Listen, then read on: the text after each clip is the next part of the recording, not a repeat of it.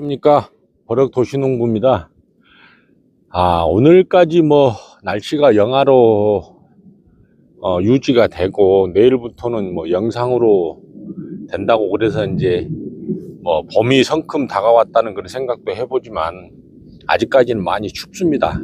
그리고 사과 농사를 지으시는 분들은 한창 지금 전지전정하실 시간인데 오늘은 주변에 그 귀농을 하신 분이 본인이 직접 전지를 하고 있는데도 쉽게 말해서 마음에 들지 않는다, 어떻게 해야 되는지, 그리고 어떤 가지들을 드러내고 쉽게 말해서 전지전정에 대한 이제 그 기초적인 그런 문제로 저한테 이제 오셔가지고 상의를 하셔서 제가 직접 그분의 지금 가운으로 지금 와봤습니다. 와봤고, 이 밭을 중간에 이제 인수를 하셔가지고, 지금 3년째 농사를 짓고 계신다고 그러는데, 이렇게 지금 제가 볼 때는, 장가지 정리가 잘 안 돼 있고요. 저렇게 높이 보면은 도장지 정리가 아예 안 된 나무들이 상당히 많습니다. 그리고 이렇게 보니까 지금 불안병에 걸린 그런 나무들도 많고 해서 이 밭은 제가 볼 때는 불안병은 어차피 잡지는 못하고 부분 보식을 통해서 이 밭을 갱신을 해 나가야 될 그런 밭인 것 같습니다. 그래서 제가 오늘 이 나무를 선정을 해서 간단하게 제가 하는 전지하는 부분들을 한번 보여드릴까 합니다. 저는 이제 도구를 이렇게 보시면 이제 전동가위 하고 그 다음에 이제 손가위 하고 이런 이제 손가위하고 톱을 사용을 하는데요. 지금 이 가지를 보면 지금 꽃눈 상태가 그렇게 좋지는 않아요. 꽃눈이 지금 별로 없어요. 꽃눈이 별로 없어서 내년 농사를 바라보고 전지를 해야 될 것 같습니다. 이것도 지금 전부 다 좀 이것도 꽃눈이 아니죠. 번디 같이 돼 가지고 지금 잎눈으로 변해 버리고 꽃눈이 없네요.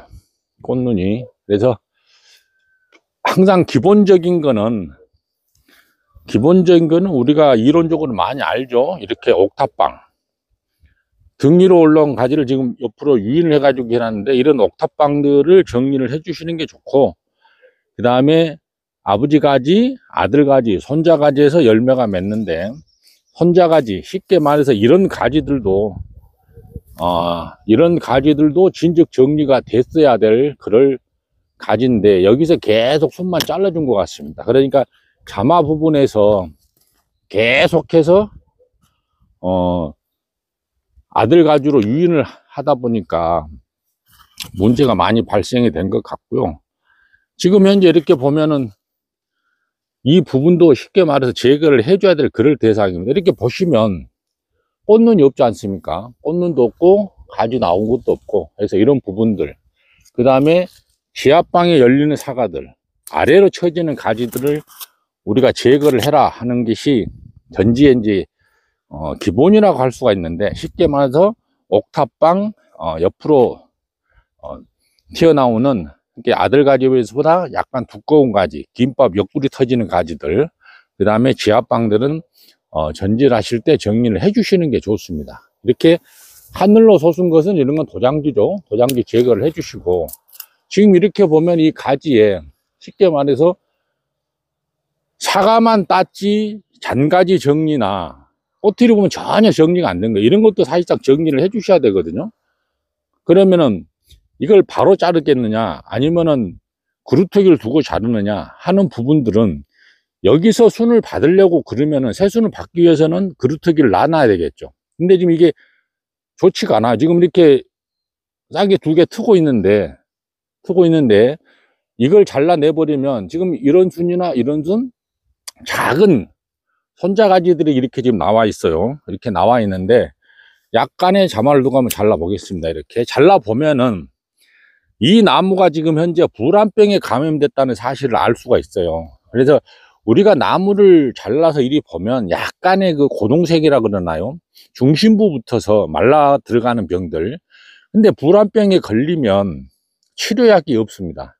가지 불안병은 안쪽으로 잘라서 예방을 할 수가 있는데, 주지에 걸린 불안병은 서서히 나무가 고사가 됩니다. 그래서 불안병에 걸린 가지가 있으면 바로바로 제거를 해 주시는 게 상당히 좋습니다. 그래서 지금 이 부분이 지금 꽃눈이 하나 와 있는데, 이렇게 보시면 땅에 뭐 충분히 열어서 이렇게 떨어져도 상관이 없기 때문에 이 가지는 놔 두시고요. 이런 부분도 정리가 됐죠.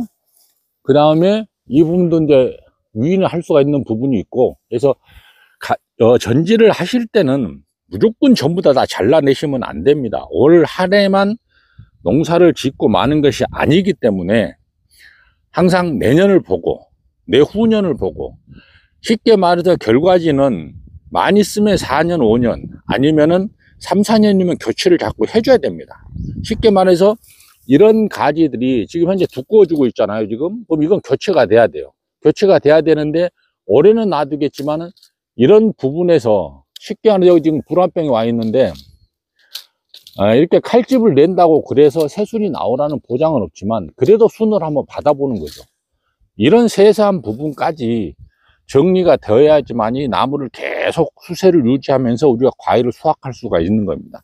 그리고 이렇게 지금 번데기 형식으로 지금 이파리가 이렇게 쭉 뻗어 나왔는데, 이렇게 보시면 중간중간에 새로운 순이 상당히 많이 있습니다. 이런 순 같은 경우는 살려야 되겠죠, 이걸. 근데 여기서 이런 부분에서 중간에서 싹둑 잘라버리면은 이 안쪽이 굵어지는 것이 아니고, 이 잘라버리면 다시 또 튀어나옵니다. 튀어나와. 그러면은 나무가 뿌리에서 주지로 올라와서 이렇게 영양 공급이 될 때는 항상 어떤 부분을 생각을 하셔야 될 것 같으면은,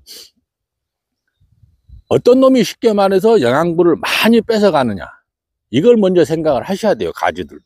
그래, 골고루 영양분을 줄 수 있는 그런 전지가 상태가 돼야 되고, 그래도 저는 이런 꽃 끝 부분은 많이 잘라내는 게 아니고 끝에만 이렇게 살짝 잘라주는 겁니다. 그러면 이 상태에서 안쪽으로 골고루 이렇게 영양분이 가겠죠. 그리고 지금 이렇게 등날에 쉽게 말해서 옥탑방에 지금 나눴어요. 그러면 아들가지에서 이게 손자가지로 나온 건데, 아들가지나 손자가지는 거의 두께가 똑같습니다. 이런 거는 자마도 필요 없고요. 바로 절단을 해 주시는 게 좋습니다. 이런 거는 사과 하나를 달기 위해서 쉽게 얘기해서 주인 입장에서는 사과 하나가 급하겠죠. 근데 사과 하나가 급하지만은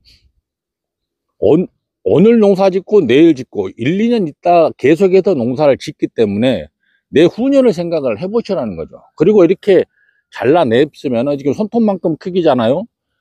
불안병 예방을 할 수 있는 도포제를 꼭 발라 주셔야 돼요. 그걸 소홀히 하시는 분들도 있는데, 물론 도포제를 예방 차원에서 바른 것이지 불안병을 치료는 되지는 않습니다. 그래서 이런 부분들도 체크를 해 주셔야 될 것 같고, 이 가지 같은 경우는 현재 지금 올랐지만 이렇게 이클립을 써서 유인을 해주면 충분히 결가지를 만들 수가 있습니다. 양쪽으로 지금 좋은 가지가 나오고 있죠. 이렇게 이런 가지들은 살려주시고, 작년에 쉽게 말해서 이렇게 작년에 수확했던 가지 같은 경우는 이런 부분들이 꼭지죠. 꼭지 부분을 이런 게 제거를 안 해주시면 이게 불안병으로 전염이 될 수가 있어요. 그래서 이런 부분들도 세세하게 정리를 해 주실 것 같고, 다 이렇죠. 지금 이렇게 새순이 나오잖아요. 지금 이렇게. 그러면 꽃이 돼서 이게 열매를 맺어다 줄 수 있는 그런 가지인데, 전부 다 이렇게 보시면 사과만 수확을 했지 이렇게 꼭지 부분은 제거를 해 주시지 않았어요. 그래서 이런 부분들은 손으로도 간단하게 이렇게 정리를 하실 수가 있을 것 같고, 이렇게 안쪽을 보면 지금 실질적으로 햇빛이 투과가 되기 위해서 전지를 많이 하시는데, 이 가지도 지금 이렇게 뻗어 나와 있는 상태에서 안쪽에 이렇게 지금 이런 가지가 있는데 이런 건 제거를 해 주시는 게 좋습니다. 지금 안쪽으로 제거를 해 주시면 이 가지가 또 새로 나오잖아요. 이 가지가 새로 나오기 때문에 이런 걸 유인을 하셔서 결과지를 충분히 만들 수가 있습니다. 그래서 이렇게 장가지들, 나무는 새로운 가지, 쉽게 말해서 장가지에서 열매가 많이 열리는 그런 추세인데, 그리 해도 정리를 해 주셔야 될 것 같아요. 등에 이렇게 나온 장가지들은 세세하게 정리를 해 주시고, 그러면은 이 안쪽에 쉽게 말해서 주지 쪽에도 장가지가 많이 붙습니다. 이렇게 주지 쪽에도.